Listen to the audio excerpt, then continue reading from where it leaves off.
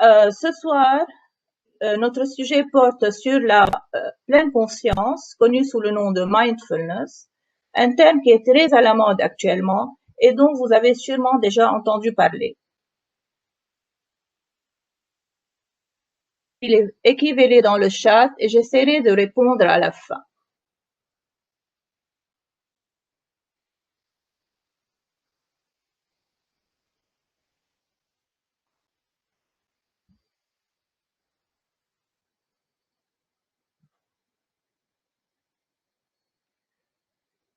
Pour le plan d'aujourd'hui, je vais parler un peu du système de santé et de l'environnement, de l'éducation, de la culture médicale et de ses impacts sur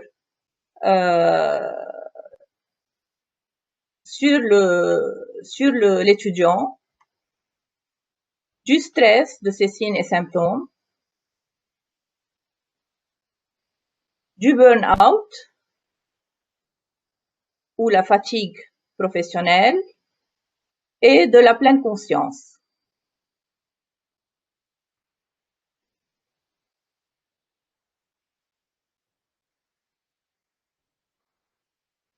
Le système de santé est un environnement très complexe, hyperkinétique, avec des stimuli en continu, des imprévus. C'est un milieu très compétitif dans lequel il faut faire face à beaucoup de défis et où plusieurs acteurs entrent en jeu. Il faut aussi, et c'est notre mission, pouvoir répondre aux besoins en santé de la communauté et délivrer des soins de qualité centrés sur le patient. Le bien-être, la bonne communication, la capacité à gérer les conflits, l'incertitude et l'inattendu, ainsi que la compétence du médecin sont ces outils pour des soins de qualité, d'un côté, et de l'autre, pour la satisfaction du patient, qui va alors suivre à la lettre ses recommandations et l'impact sur la maladie sera ainsi optimal.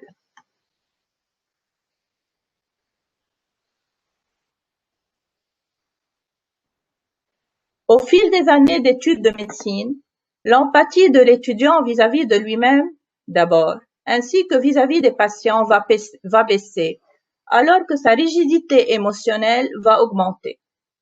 L'éducation et la culture médicale imposent une distance émotionnelle à l'étudiant, invulnérable et intouchable du point de vue émotionnel, vis-à-vis de lui-même, mais aussi vis-à-vis de la souffrance du patient et vis-à-vis de la société. Il n'y a pas de place pour les émotions. Et la raison serait par peur de devoir faire un jugement ou prendre une mauvaise décision sous l'effet de l'émotion. Or, c'est une attitude erronée, car au fil des années, le stress et la détresse psychologique des étudiants augmentent. On va ainsi former des médecins qui sont peu tolérants à la faiblesse, entre guillemets, qu'elle soit physique ou émotionnelle, qui cachent leurs émotions et leurs douleurs, et qui ne laissent pas de place pour leur développement personnel et leur bien-être. Par exemple, ils vont au travail même quand ils sont malades. Or, nous sommes des êtres humains et en réalité, les médecins souffrent de cette distance émotionnelle et vivent parfois un grand malaise.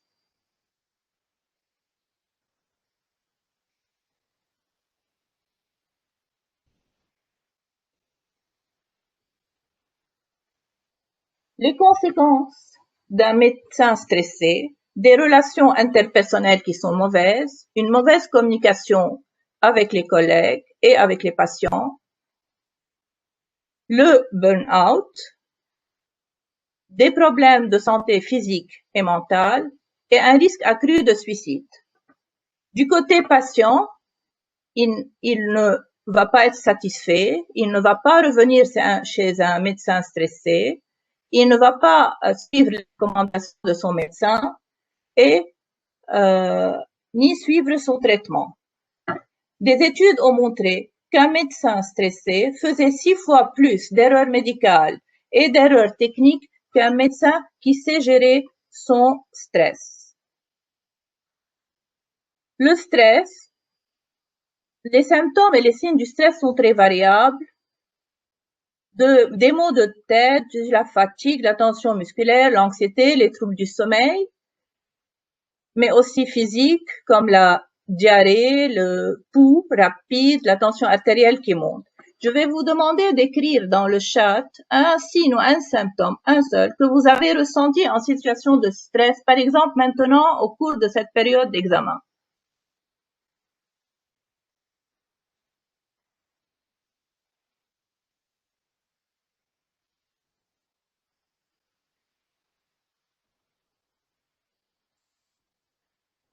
C'est bon?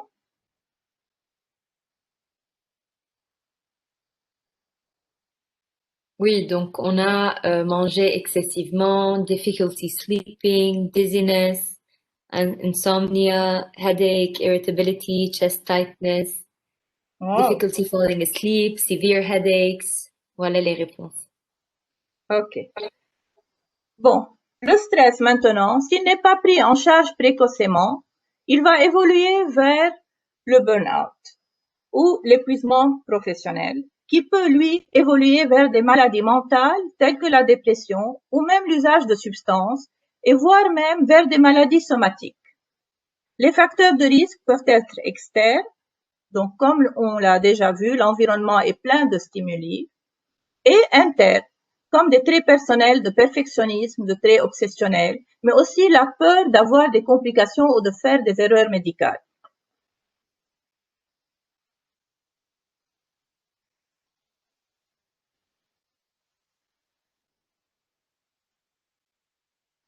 Il est donc primordial d'instaurer des techniques de gestion du stress dans le milieu médical. Tout d'abord, par l'éducation. L'étudiant devrait être capable de reconnaître les signes précoces du stress afin de prévenir le burn-out, de pouvoir intervenir précocement, d'adopter une culture d'équilibre entre le travail et la vie personnelle, de s'occuper de lui-même, de sa famille, de son bien-être. Il y a plusieurs stratégies pour gérer le stress.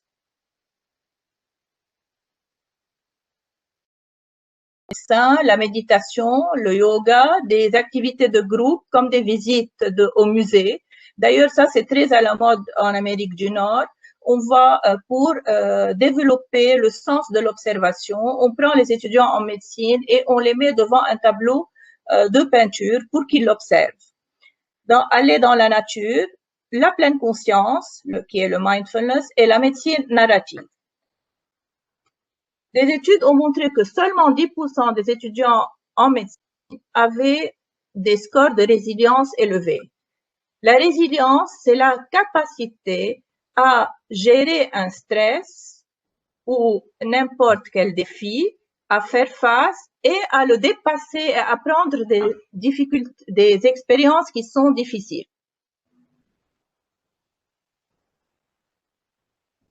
C'est quoi le mindfulness?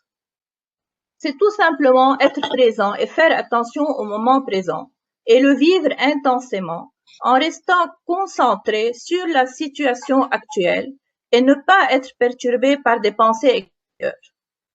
Au départ, donc, il y a l'attention.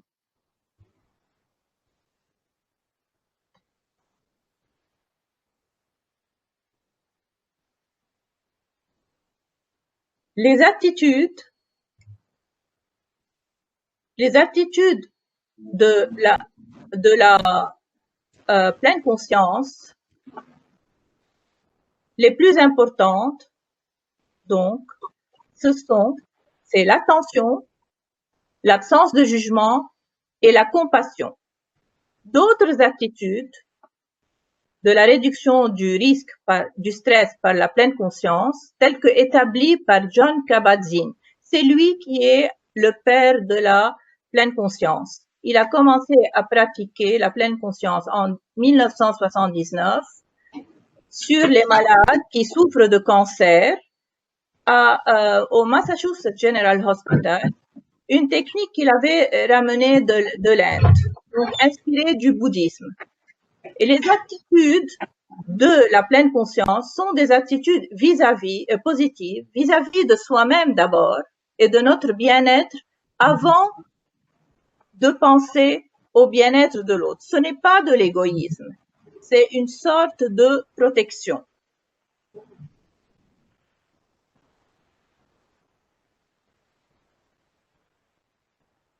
Donc, on va apprendre à vivre pleinement le moment présent.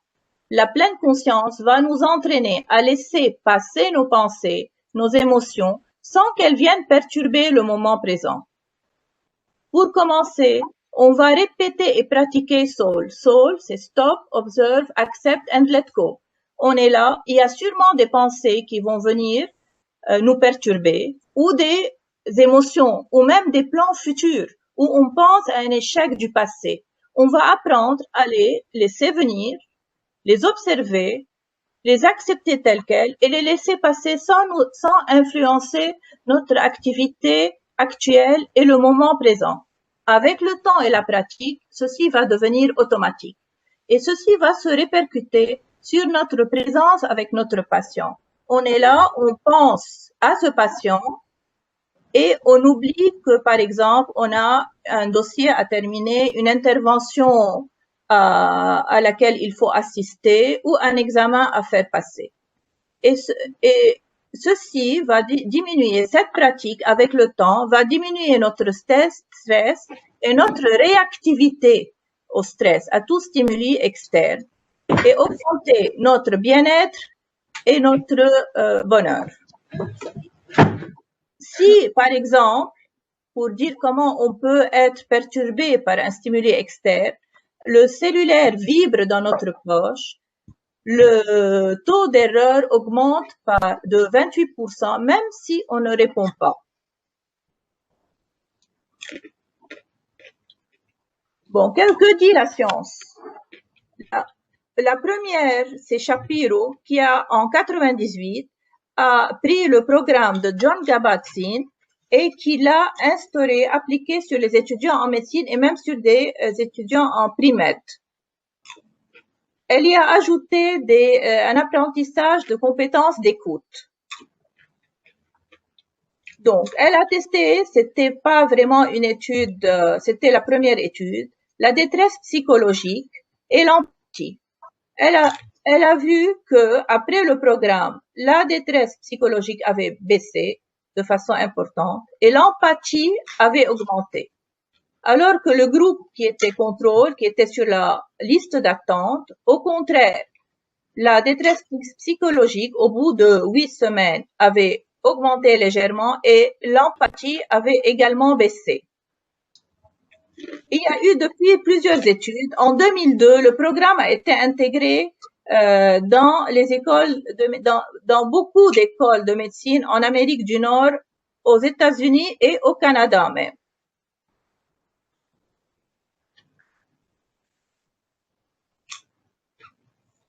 Donc, maintenant, nous avons des preuves du monde entier.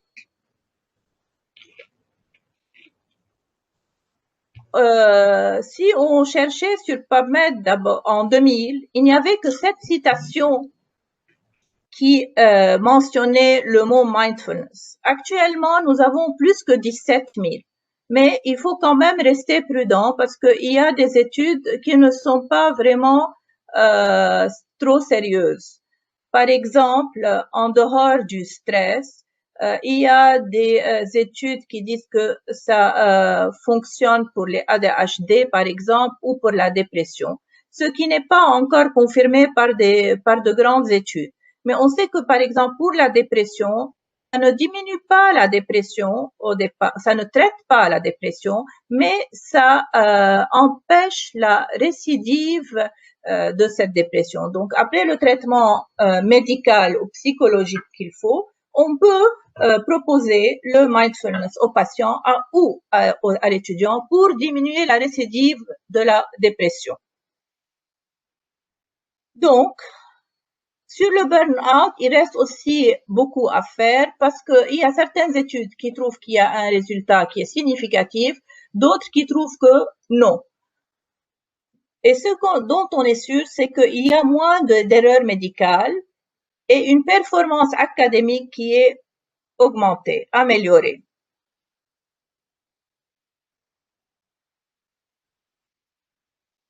Je vais vous proposer maintenant une étude norvégienne qui a été publiée en 2013, que j'ai trouvée intéressante parce que c'est la première étude qui prend en considération la différence de sexe. Donc, la méthode, ils ont fait le programme qui, en principe, est de 8 semaines, mais ils l'ont fait sur 7 semaines. Je n'ai pas compris pourquoi.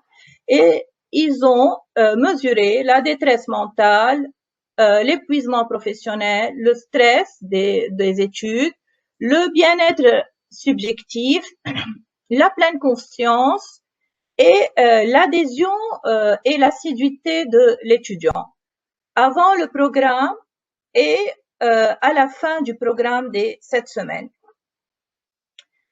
Les résultats qu'ils ont trouvés, que les résultats étaient significatifs avec un effet modéré pour les femmes seulement, concernant la détresse mentale, le bien-être subjectif, le stress et mindfulness aussi. Mais concernant le burn-out, ils n'avaient pas trouvé de résultats significatifs statistiquement. Et de plus on pratique et plus il y a assiduité et les effets étaient plus importants, les effets positifs. Donc, les femmes ont profité de ce programme, les hommes n'ont pas profité, peut-être ils ont besoin d'autres interventions. Plus on pratique, on a de meilleurs résultats et aussi que ça marche dans d'autres cultures que la culture nord-américaine. Mais il nous faut plus d'études parce qu'il reste à démontrer vraiment l'ampleur de cet effet. On sait qu'il y a un effet positif, mais des études ont montré que l'effet est modéré, d'autres ont montré que l'effet était plus important. Et aussi, concernant le burn-out, certaines ont montré qu'il y avait un effet, d'autres ont montré qu'il n'y avait pas un effet sur le burn-out.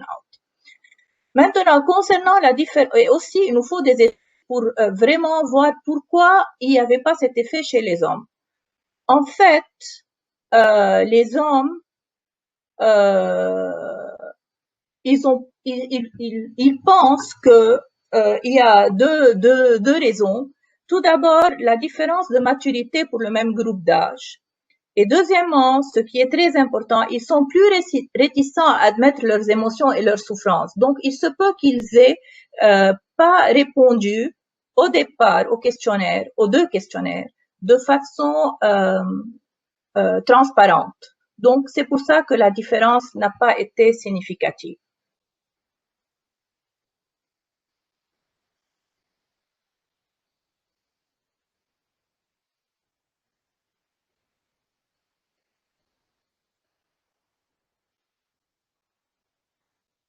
Bon.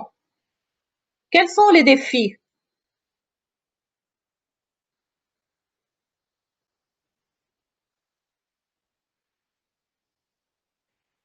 Il y a des défis, oui, il y a des défis.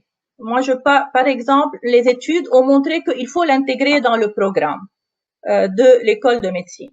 Mais si on n'a pas la possibilité de le faire, comme au Liban, par exemple, si c'est dans le cadre d'une initiative personnelle, il faut d'abord trouver l'instructeur, il faut faire connaître la technique aux étudiants, il faut qu'ils soient motivés, qu'ils aient le temps, qu'ils soient persévérants, qu'ils n'abandonnent pas au milieu, et aussi, évidemment, ça a un coût. Si c'est dans un contexte académique, si c'est au choix, nous avons les mêmes défis et les mêmes problèmes.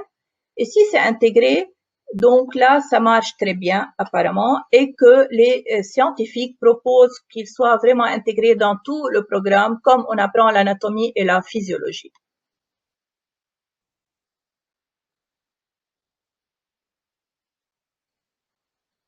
Bon, vous êtes convaincus, mais c'est quoi en pratique? Comment on pratique? Tout d'abord, le programme est de 8 semaines,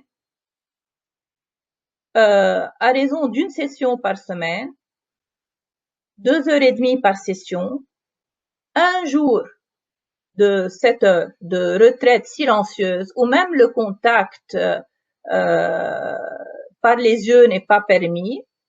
Cette journée se passe en général entre la 5e et la 6e semaine du programme. et un devoir quotidien de 45 minutes par jour à la maison de pratique formelle. La pratique formelle comprend 3 techniques, le body scan, les exercices de respiration et des exercices de yoga. Le body scan consiste à scanner son corps depuis les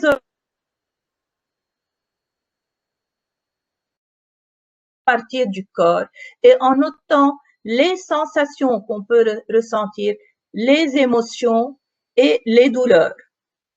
Les exercices de respiration servent essentiellement à faire justement éloigner ces pensées qui viennent de l'extérieur en se concentrant sur notre respiration. Au départ, quand on commence à pratiquer, oui, les pensées vont venir, mais on va les chasser. Au fur et à mesure, on va plus les voir entre guillemets, on va plus les sentir. Donc, on va se concentrer pour libérer notre esprit sur notre respiration. Les exercices de yoga ne sont pas en tant que exercice compétitif, quelle position je peux faire ou pas, mais c'est plutôt pour découvrir son corps et pour découvrir ce que notre corps peut donner à un âge X, par exemple. Par exemple, à 50 ans, je ne peux pas faire comme à 20 ans, mais j'accepte mon corps comme il est. Ça m'apprend à accepter mon corps comme il est. Et les pratiques informelles sont réalisées au quotidien. C'est-à-dire, je mange, mais je veux manger pleine conscience. Donc, je prends le temps de manger, je déguste, je sens, je goûte, j'essaie de sentir la texture et je mange. Donc, je suis consciente. Et comme ça aussi, j'apprends à chasser toutes les pensées et les émotions qui peuvent venir de l'extérieur. Une pratique qu'on peut pratiquer à l'hôpital, n'importe où et n'importe comment, c'est la minute de mindfulness, c'est-à-dire s'arrêter de façon consciente, en pleine conscience. Les scientifiques proposent de la pratiquer 2 fois 5 minutes par jour sur le lieu de travail. Aussi, on pratique la respiration, on prend une position qui est confortable, seul, dans un endroit calme. On pratique un cycle respiratoire, 14 secondes d'inspiration, 14 secondes de pause, 14 secondes d'expiration et 14 secondes de pause et on répète pendant 5 minutes. C'est un peu le stop, c'est-à-dire stop, take a breath, observe and priority first. Ça, c'est très bien quand on est devant un conflit, par exemple, ou une situation d'urgence où je ne sais pas prendre une décision, où il faut que je réfléchisse. Ça m'aide un peu à réfléchir et à mettre de l'ordre dans mes idées. Donc, ça peut se pratiquer n'importe où. Les positions de mindfulness. Donc, d'abord, la première photo, c'est la méditation assise sur la respiration. La deuxième photo, c'est le body scan, c'est dans cette position, ou celle du bas, on choisit la position qui nous met le plus à l'aise, la plus confortable pour notre corps. La photo de droite, c'est les quelques positions de yoga qui sont vraiment très basiques.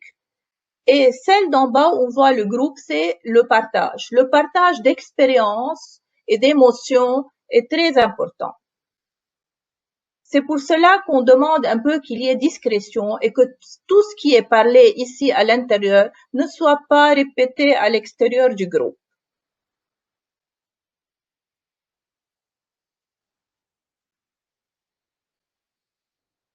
Pour terminer, le stress, tout le monde est stressé, tout le monde a une expérience du stress, c'est une partie de l'expérience humaine.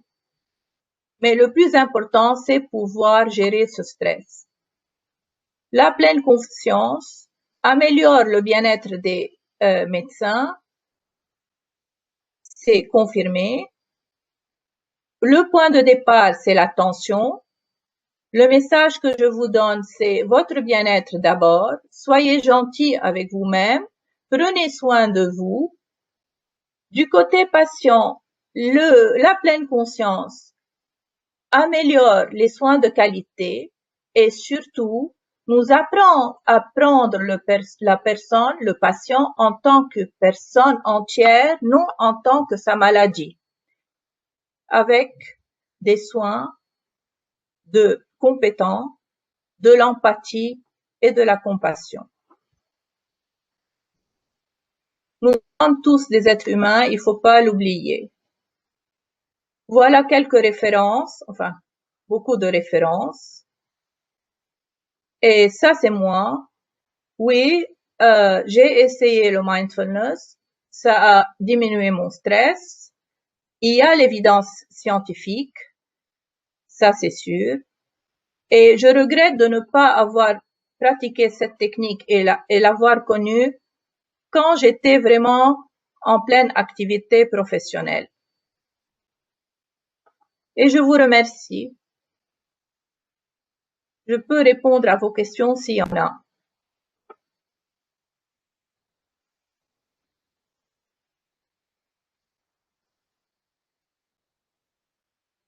Des questions?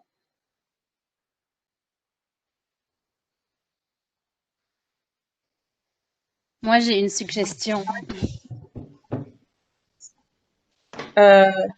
C'est qui? C'est Rana qui parle. Oui. Oui, Rana.